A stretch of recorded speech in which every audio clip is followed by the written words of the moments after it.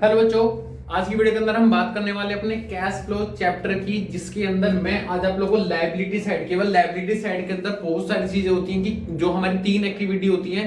तो liability side जितनी भी चीजें गिवन होती है और उसके जितने भी नोट्स टू अकाउंट होते हैं और जितनी भी इंफॉर्मेशन गिवन होती है, उसके बारे में आज मैं आप लोगों से डिस्कस करने वाला हूं कि कौन सी चीज कब कहां कैसे कैसे जाएगी, कब आप लोग को नोट्स टू अकाउंट देखने हैं, कब नहीं देखने हैं, क्या परसेंटेज का ट्रीटमेंट होगा, क्या डिबेंचर का ट्रीटमेंट होगा, वो सारा मैं आप लोगों को बताने वाला हूं।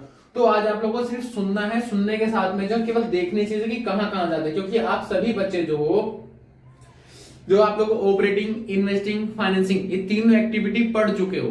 सिर्फ अब आप लोग को ये कंफ्यूजन होती है, सर हम अलग अलग चीजें तो बना लेते हैं, लेकिन जब कंबाइंड क्वेश्चन आता है तो हम ये नहीं पता लगा पाते हैं कि कौन से आइटम का ट्रीटमेंट कहां होना है, कहां जुड़ना है, कहां घटना है। इवन अगर हम याद भी कर ले, रट्टा ही मार ले, तो स्टेटमेंट इतनी बड़ी होती है कि उसको याद करना, समझना, रट्टा मारना थोड़ा मुश्किल होता है। तो बच्चों, रट्टा मारने का तो आज की डेट में किसी का भला होता ही नहीं है, सिर्फ आपको समझना ही पड़ेगा। और जो नहीं समझेगा, अगर उसके दिमाग से हल्का सा भी पॉइंट रफ हो गया तो वो रफ हो गया, जिसके कारण क्या, पूरी कैश फ्लोस की स्टेटमेंट की वाट लग जानी है। तो हमें वाट नहीं लगानी, हमें जो है क्वेश्चन सॉल्व करना है। तो बच्चों, मैं ज्यादा टाइम ना लेते हुए, बकवास ना करते हुए सीधे सीधे मुद्दे की बात पे आता हूं। तो बच्चों, सबसे पहला आप लोग का आता है बैलेंस शीट, और बैलेंस शीट के अंदर लायबिलिटी, हालांकि एसेट्स के लिए मैं एक अलग से वीडियो बनाऊंगा, उसमें थोड़ा सा लंबा पंगा पड़ता है, ये छोटा है तो थोड़ी छोटी वीडियो। शेयर होल्डर फंड के अंदर पहला आता है बच्चों शेयर कैपिटल, और शेयर कैपिटल के अंदर आप लोगों को पता है, एक आप लोगों का ये ओपनिंग गिवन होता है और एक क्लोजिंग, यानी कि ओपनिंग क्लोजिंग डेट गिवन होती है, उनका डिफरेंस लेना होता है। तो यही बताऊंगा कि कहां आप लोगों को डिफरेंस लेना है, कहां डिफरेंस नहीं लेना है। सबसे पहले सर स्टार्ट कहां से करें, पहले ये बताइए बच्चों। स्टार्ट करने वाली बात ये है कि आपको पूरे क्वेश्चन के अंदर ऑपरेटिंग एक्टिविटी के आइटम ढूंढने होते हैं। फिलहाल आज मैं आप लोगों के सामने वो डिस्कस नहीं करने वाला हूं। ये बैलेंस शीट गिवन होती है, ये उसके नोट्स टू अकाउंट गिवन होते हैं, नीचे कुछ एडिशनल इंफॉर्मेशन गिवन होती है, वो ट्रीटमेंट बताऊंगा। शेयर कैपिटल यहां गिवन है बच्चों 5 लाख रुपए, और यहां गिवन है 3 लाख रुपए, ठीक है। अब सॉरी, आप लोग से 8 लाख मानो, और इसके सामने नोट्स टू अकाउंट के अंदर जो है वर्किंग नोट नंबर 1 लिखा है। तो बच्चों, जब भी नोट लिखा होगा, आप कभी ये वाली फिगर फॉलो करना ही मत। तो सर क्या करेंगे, नोट्स टू अकाउंट में जाना, वहां आप लोगों को पता लगेगा कि नोट्स टू अकाउंट में कितनी कितनी चीजें गिवन है। मान लो इक्विटी शेयर कैपिटल है, अलग से गिवन है, यहां भी इसका ओपनिंग और क्लोजिंग होता है वर्किंग नोट के अंदर। ये आप लोगों का कितना है, 5 लाख है, और यहाँ पे 8 लाख है, ठीक है। फिगर एज इट इज ही है, लेकिन कहीं ना कहीं हो सकता है नोट्स अकाउंट में एक की बजाय 2 पॉइंट भी आप लोगों को गिवन कर दे, ठीक है। तो इक्विटी शेयर कैपिटल जो है किसका पार्ट बनता है आप लोग का, ये बनेगा बच्चों आप लोग का फाइनेंसिंग का पार्ट, ठीक है। अब ओपनिंग से ओपनिंग कितना था, ये वाला आप ओपनिंग मान के चलो, और ये वाला क्लोजिंग मान के चलो। 5 लाख से 8 लाख हो गया, तो पैसे आए, क्योंकि हमने डिबेंचर इशू शेयर इशू करे, तो पैसे आए, तो फाइनेंसिंग में क्या होगा, प्लस होगा। लेकिन बच्चों, कभी कभी क्या होता है, इक्विटी शेयर कैपिटल के साथ साथ में ही 10% प्रीफरेंस शेयर कैपिटल भी गिवन कर देगा, ठीक है। और बच्चों, जहां भी पूरे कैश फ्लो के क्वेश्चन के अंदर आप लोगों को परसेंटेज दिखाई दे जाती है, वो परसेंटेज का ट्रीटमेंट होना ही होना है, ठीक है। और ध्यान रखना, जहां भी परसेंटेज का ट्रीटमेंट होगा, वो 2 जगह जाएगा ही जाएगा, या तो ऑपरेटिंग इन्वेस्टिंग में जाएगा या ऑपरेटिंग फाइनेंसिंग में जाएगा। जाना ही जाना है, तो कौन सी जगह जाएगा वो मैं आपको बताऊंगा। ये जो परसेंटेज है, ये इक्विटी शेयर कैपिटल के ऊपर डिविडेंड कहलाती है बच्चों। क्या कहलाती है, डिविडेंड। और हमेशा जो परसेंटेज होता है, ओपनिंग वैल्यू का ही कैलकुलेट करा जाता है। 90% केसेस के अंदर डिविडेंड जो है वो 2 जगह जाएगा। कहां, ऑपरेटिंग में जो सबसे पहले 5 आइटम होते हैं, वो यानी कि नेट प्रॉफिट बिफोर टैक्स निकालते वक्त हम वहां ऐड करेंगे, और इसी चीज को हम जो है फाइनेंसिंग आइटम के अंदर क्या करेंगे, माइनस कर देंगे। ये है मेरा इसका ट्रीटमेंट, यानी कि शेयर कैपिटल कहां जाएगा, फाइनेंसिंग में, प्लस या माइनस होगा, शेयर बढ़ेंगे घटेंगे जैसा भी कुछ है, और उसके साथ में डिविडेंड देखने। तो ये हमारा नोट्स अकाउंट यहाँ पे खत्म हो जाता है आके। उसके बाद बात करते हैं reserve and surplus. Reserve and surplus के अगर सामने नोट नहीं लिखा है, तो बच्चों हम इन्हीं फिगर को कंसीडर कर लेंगे। मान लो ये 3 लाख है, ये 4 लाख है, ओपनिंग क्लोजिंग, इसी को कंसीडर कर लेंगे। लेकिन अगर यहाँ पे लिख दिया उसने नोट, तो आप ये फिगर चेक नहीं करोगे। तो क्या करेंगे, रिजर्व एंड सरप्लस के नोट नंबर 2 जो बैलेंस शीट के नीचे गिवन होता है, वहां पे गिवन हो सकता है। ये 3 आइटम गिवन हो सकते हैं, जरूरी नहीं है 3 के अलावा भी हो सकते हैं। तो वहां पे जनरल रिजर्व हो सकता है, सरप्लस हो सकता है, सिक्योरिटी प्रीमियम रिजर्व हो सकता है। तो समझना, जनरल रिजर्व और इसका सरप्लस का ट्रीटमेंट बच्चों कहां होगा, आप लोग का ऑपरेटिंग एक्टिविटी के अंदर होगा, ठीक है। वो देखना पड़ेगा कि इंक्रीज है डिक्रीज है, उसके हिसाब से होगा। और सिक्योरिटी प्रीमियम रिजर्व जो जाता है बच्चों फाइनेंस के साथ में जाता है। ध्यान रखना, जो हम लोग शेयर इशू करते हैं, शेयर एक्स्ट्रा पे इशू करते हैं या घटाते हैं, रिडीम करते हैं, तो सिक्योरिटी प्रीमियम रिजर्व का ट्रीटमेंट कहां होता है? फाइनेंसिंग में। प्लस माइनस नहीं बता पा रहा हूं क्योंकि मुझे नहीं पता कि पेपर के अंदर जो है अमाउंट बढ़ेगी या घटेगी, तो सिर्फ मैं बता रहा हूं कि कौन सी चीज कहां जाती है। उसके बाद हमारा long term borrowing, long term borrowing के नोट नंबर 3 लिखा हुआ है, ठीक है। मान लो इसके अंदर भी जो है 6 लाख रुपए गिवन है, यहाँ पे 5 लाख गिवन है। सिंपल सी बात है, 6 लाख से 5 लाख हो गई, ठीक है। और इसके सामने क्या लिखा है? नोट। तो आप ये वाली फिगर कभी ना देखें, नोट में चले जाएं। तो वहां पे नोट में मान लो नोट नंबर 3 में क्या लिखा है? 8% डिवेंचर लिखे, सपोजिट लिखा है, ठीक है। और यही है कि ओपनिंग 6 लाख रुपए गिवन है और क्लोजिंग आप लोग का 5 लाख रुपए गिवन है। तो अब क्वेश्चन ने नहीं बोला कि जो आपने रिडीम करे हैं डिवेंचर, जो 6 लाख से 5 लाख हो गए, घटे हैं, ये कैसे रिडीम हुए, कौन सी डेट को रिडीम हुए, कुछ ही नहीं बोला क्वेश्चन ने। तो आप मान के चलना कि ये रिडम्पशन हमेशा साल के एंड वाली डेट पे हुआ है। अगर क्वेश्चन आपको ये मेंशन कर दे कि जो रिडीम हुआ है डिवेंचर 1 जनवरी को हुआ है, अगस्त में हुआ है, सितंबर में हुआ है, तो हम इंटरेस्ट ऑन डिवेंचर वैसे डेट के अकॉर्डिंग कैलकुलेट करेंगे। अगर क्वेश्चन में डेट साइलेंट गिवन है तो ये 8% हम किसका लगाएंगे? हमेशा ओपनिंग वैल्यू का ही निकालेंगे। अब दो चीजें हैं, एक तो इंक्रीज डिक्रीज और साथ साथ परसेंटेज, ठीक है। डिवेंचर हमारा लॉन्ग टर्म बोरिंग कोई भी गिवन होगी तो बच्चों कहां जाएगी? फाइनेंसिंग में। अगर हमारी उधारी बढ़ रही है तो प्लस होगा और उधारी घट रही है तो माइनस होगा। लेकिन उसके साथ में जो परसेंटेज डिवेंचर दिया होता है, ये परसेंटेज आपका बैंक लोन भी हो सकता है, कोई भी हो सकता है, तो इसे ये कहलाता है interest on debenture. Interest on debenture. और इसकी ट्रीटमेंट कितने जगह जाते हैं बच्चों?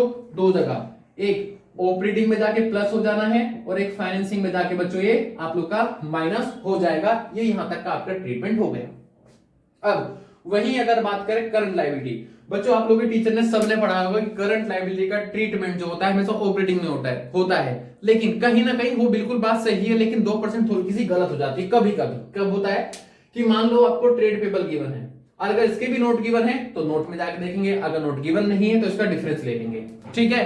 अब ट्रेड पेबल का ट्रीटमेंट कहां होगा? ऑपरेटिंग में ही होगा, प्लस होगा या फिर माइनस होगा, वो क्वेश्चन के ऊपर डिपेंड करता है। अब short term borrowing current liability का ही पार्ट है, लेकिन क्या गिवन है ये? Short term borrowing bank loan.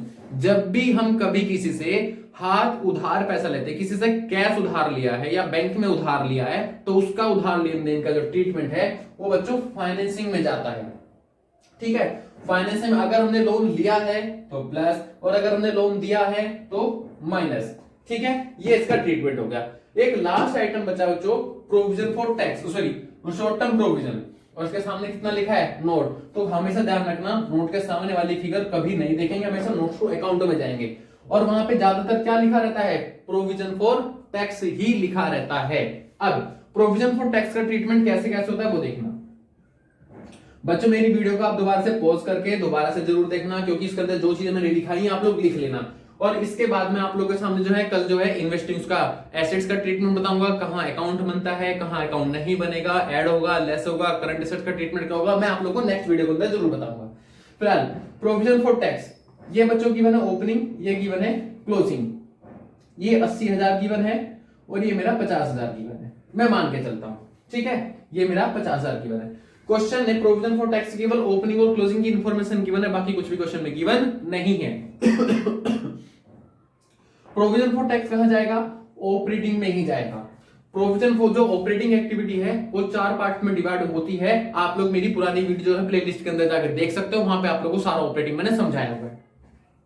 जो करंट ईयर की फिगर होती है वो बच्चों ऐड हो जाती है सबसे, जब आप ऑपरेटिंग एक्टिविटी बनाते हो तो सबसे पहले वाले कॉलम के अंदर जो होता है क्लोजिंग आप लोग का ऐड हो जाएगा। और प्रोविजन फॉर टैक्स जो आपका लास्ट ईयर यानी कि जो ओपनिंग होगा वो माइनस हो जाएगा ऑपरेटिंग एक्टिविटी के सबसे एंड में, जहां पेड टैक्स लिखा रहता है वहां पे जाके आप लोग का माइनस हो जाएगा।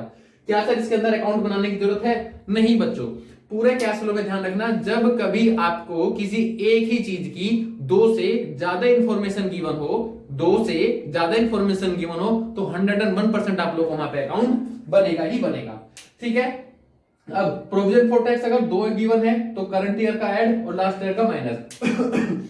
इन केस अगर क्वेश्चन में प्रोविजन फॉर टैक्स के नीचे एडिशनल इंफॉर्मेशन के अंदर आप लोग को पेड या मेड या प्रोवाइडेड इस तरह की कोई भी इंफॉर्मेशन अकाउंट डिटेल देता है प्रोविजन फॉर टैक्स के रिगार्डिंग, तो आपको अकाउंट बनाना ही पड़ता है। अब ये कैसे बनेगा, देखो प्रोविजन फॉर टैक्स सबसे पहले आता है बच्चों बाय बैलेंस बीडी, इसकी स्टार्टिंग यहां से होती है क्रेडिट साइड से। ये कौन सा बैलेंस आ गया, ओपनिंग। उसके बाद आता है टू बैलेंस सीडी, यहां पे आता है बच्चों आप लोग का क्लोजिंग बैलेंस। ठीक है, अब क्वेश्चन में मेड लिखा हो या सॉरी पेड लिखा हो या मेड प्रोवाइडेड लिखा हो, पेड लिखा होगा तो टू बैंक क्या आ जाएगा बच्चों यहां पे पेड, जितने भी पैसे आप लोगों ने पे करे। अब इन दोनों में से ये घटाना तो आप लोगों का करंट ईयर का निकल कर आ जाएगा प्रॉफिट एंड लॉस। क्वेश्चन के अंदर मेड या प्रोवाइडेड लिखा होगा तो ये होगा, यानी कि इन दोनों में से कोई भी एक जो है फिगर आपको मिस होगी, वो दूसरी फिगर आपको कैलकुलेट करनी है। पेड होगा तो टू बैंक लिख देना, मेड या प्रोवाइडेड लिखा होगा क्वेश्चन के अंदर तो आप लोग को यहां पे लिखना है। ठीक है बच्चों, अब इनमें से ये घटाना तो ये निकल के आ जाएगा। अल्टीमेटली इन दोनों में से कोई एक फिगर आप लोग की मिस होगी, वही फिगर आपको कैलकुलेट करनी है। दूसरी बात हमेशा ध्यान रखना, कुछ भी गिवन हो कुछ भी ना हो, प्रॉफिट एंड लॉस में फिर ये वाला आप लोगों को क्या होगा, ऐड होगा, और पेड हमेशा जो है नीचे सबसेंट में माइनस होगा। ठीक है बच्चों, ये हो गया मेरा प्रोविजन फॉर टैक्स का ट्रीटमेंट। एक लास्ट बात जो आती है आप लोगों की वो होती है इंटरिम डिविडेंड या प्रपोज डिविडेंड। ठीक है, अब इंटरिम डिविडेंड तो बेटा एक ही गिवन होता है, पूरे क्वेश्चन में इंटरिम डिविडेंड एक ही गिवन होता है, तो वो जो है आप लोगों का दो जगह ट्रीटमेंट जाता है। कहां पे, ऑपरेटिंग में ऐड हो जाएगा और फाइनेंसिंग में क्या हो जाएगा बच्चों, वो माइनस हो जाएगा।